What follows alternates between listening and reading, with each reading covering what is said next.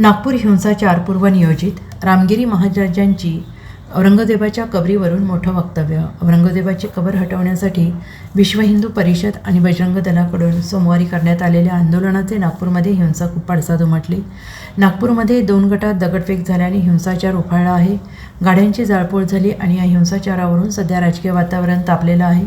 दरम्यान औरंगजेबाच्या कबरीवरून तसेच नागपूरच्या हिंसाचारावरून दंगल करणारे हे औरंगजेबाच्या विचारांचे आहेत आणि ही दंगल पूर्वनियोजित असल्याचं सांगत क्रूर औरंगजेबाची कबर काढण्याचा मागणीला समर्थन असल्याचं वक्तव्य महंत रामगिरी महाराज यांनी केलं आहे. दरम्यान नागपूर हिंसाचाराची सरकारकडून गंभीर दखल घेण्यात आली आणि पोलीस प्रशासनाकडून कोणत्याही अफवेवर विश्वास ठेवू नका असं जाहीर आवाहन करण्यात आलेलं आहे. औरंगजेब हा क्रूर प्रशासक होता. औरंगजेबाने मंदिरे पाडून मशिदी बांधल्या. यासोबतच त्याने कुंभमेळ्यावर देखील हल्ला केला होता. संभाजी महाराजांना धर्मपरिवर्तनासाठी मारले अशा क्रूर औरंगजेबाची कबर काढण्याची जी मागणी सुरू आहे त्याला आमचे समर्थन आहे असं विधान महंत रामगिरी महाराज यांनी केलं आहे. नागपूर येथे झालेल्या दंगलीबाबत देखील रामगिरी महाराज यांनी आपली प्रतिक्रिया दिली आहे.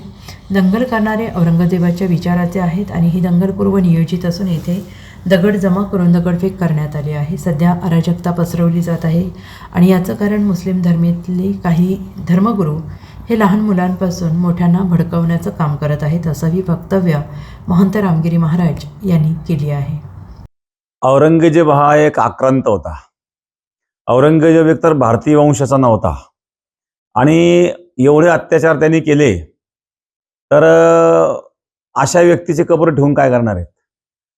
जो स्वतःच्या बापाचा झाला नाही, स्वतःच्या भावाचा झाला नाही, स्वतःच्या बापाला ज्यांनी कैद केलं, स्वतःच्या भावाचं ज्यांनी शिरकलम केलं आणि संपूर्ण देशामध्ये ज्यांनी आतंक माजवला, ज्यांनी कुंभमेळ्यावर सुद्धा हल्ला केला होता, तर अनेक प्रकारची मंदिरं त्यांनी पाडली.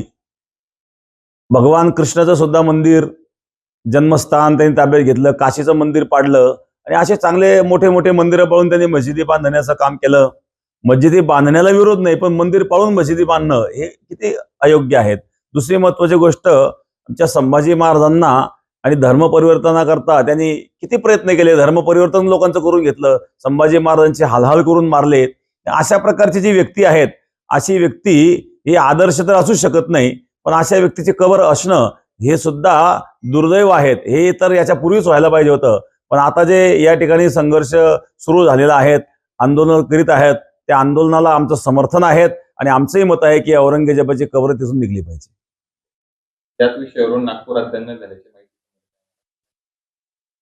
जे दंगल करणारे लोक आहेत हे सुद्धा त्याच विचाराचे आहेत. औरंगजेबाच्या विचाराचे असणारे जे दंगल करणारे लोक आहेत, अशा प्रकारचे असणारे जे लोक आहेत आणि ते धरले गेले पाहिजे, पकडले पाहिजे आणि त्यांना शिक्षा झाली पाहिजे. दंगल पूर्वनियोजित आहे असं बोललं जात आहे. पूर्वनियोजित असल्याशिवाय घडू शकत नाही ना, कारण शहरामध्ये दगड कुठून यायचे? दगडफेक जर त्या ठिकाणी झाली, ज्या अर्थी दगडफेक झाली त्या अर्थी त्या ठिकाणी दगड अगोदर गोळा केले गेले आणि गोळा केले गेले म्हटल्यानंतर त्या ठिकाणी पूर्वनियोजित असलंच पाहिजे हे सिद्ध होतं. आता सध्या अराजकता जास्त पसरते. अराजकता पसरण्याचं कारण काय असावं? हे अराजकता पसरण्याचं कारण ही असणारी जी मानसिकता आहेत, सर्वच लोक त्यामध्ये दोषी असं मला म्हणायचं नाही, परंतु मुस्लिम धर्मामध्ये असे खूप काही मौलाना आहेत की ते भडकवण्याचं काम करतात. लहानपणापासून त्या मुलांना तशा प्रकारचं शिक्षण दिलं जातं आणि भडकवलं जातं. वास्तविक हा हिंदू धर्माचा हा देश आहे. या देशामध्ये हिंदू आहेत आणि म्हणून तुम्ही सुरक्षित आहात. एखाद्या गावामध्ये समजा 1000 लोकसंख्येचं गाव आहे, त्या गावात जर 10 मुसलमान असतील तर ते सुरक्षित असतं. 1000 मुसलमानांमध्ये जर 10 हिंदू असतील तर ते सुरक्षित नाही आहेत. हे आपण समजून घेतलं पाहिजे. या लोकांची असणारी मानसिकता समजून घेतली पाहिजे. मग अशा प्रकारे असणारे जे मानसिकताचे जे लोक आहेत त्या लोकांवर या ठिकाणी दंडात्मक कारवाई झाली पाहिजे. सरकारची ही जबाबदारी आहे. Bureau report SBN Marathi, Nagpur.